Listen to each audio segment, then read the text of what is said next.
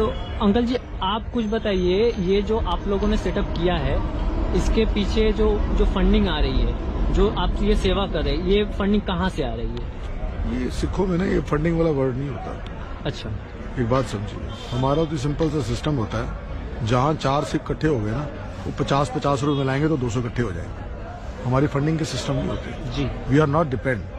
अब आप एक बात समझिए, आपकी बॉडी के अंदर आपको एक जगह मिली होती है जिसके थ्रू आप सारे अपनी जो वेस्ट होता है उसको बाहर निकालते हैं ना बॉडी में। ऐसे ही आपके घर के अंदर भी एक वेस्ट होता है, उसको भी आप बाहर निकालते हैं, उसको टॉयलेट बोलते हैं। तो ऐसे हमारे अंदर भी जो कमाई हम करते हैं ना, उसका एक 10वां हिस्सा हमारे गुरु ने हमको बताया हुआ वेस्ट का, तो वो हम बाहर निकाल देते हैं बाकी को पवित्र करने के लिए। जैसे हर धर्म में होता है ना, किसी चीज को पवित्र करने के लिए उसके ऊपर गंगा जल छिड़का जाता है, वो सारा पवित्र हो जाता है। तो हमारे को ये सिस्टम बताया गया, हर धर्म के अपने अपने।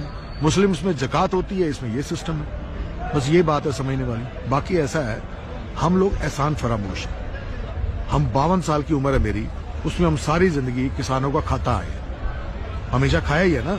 आप थाली में याद करें तो रोटी पड़ी होती है। हम तो उनकी एक किस्त अदा करने आए हैं। आज वो यहाँ पे आए हैं जो रोटी देता है आपको। अब लोग अगर कहे तो हम तो पिज्जा खा लेंगे, उन अकल के अंधों को ये नहीं पता कि पिज्जा भी आटे से ही बनता है और आटा वही पैदा करता है।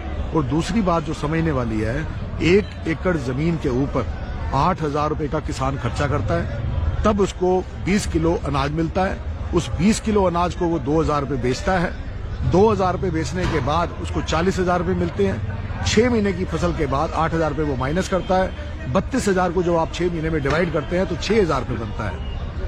तो अगर आप पिछले 30 साल से हिसाब लगा के देखेंगे तो एक तरह का आप 6 पे कमीशन दे रहे हैं, 7 पे कमीशन दे रहे हैं। और दूसरी तरफ जब किसान एमएसपी की मांग के लिए भीख मांगता है तो ये क्या है? बेसिकली 3 बातें हैं। एक भगवान है जिसको आप जन्मदाता कहते हैं, एक आपके माँ बाप है उनको भी आप जन्मदाता कहते हैं, एक है अन्नदाता जो आपको जिंदगी आपकी प्रिजर्व करता है, बचाता है, उसको भी जन्मदाता कहते हैं। तो इस कंट्री में तीनों की इज्जत नहीं है।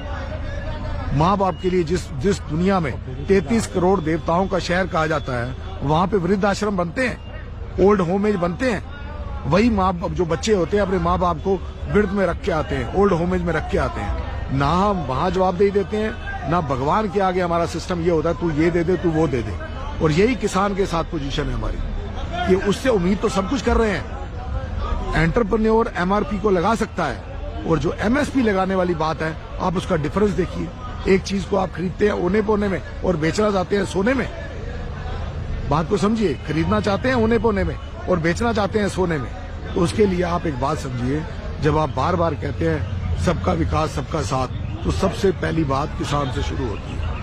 और अगर आप इज्जत करनी जानते हैं सबका विकास सबका साथ की, तो आप किसान की बात को पहले तवज्जो देते हैं, बजाय कि एंटरप्रेन्योर की या कंपनीज की। कोई बोलने को तो इस पे 2 घंटे बोला जा सकता है, और आपको वो बात जो है समझ भी आनी चाहिए, और आगे जाने के लिए आगे सुन भी सके, ये बड़ा इंपॉर्टेंट है।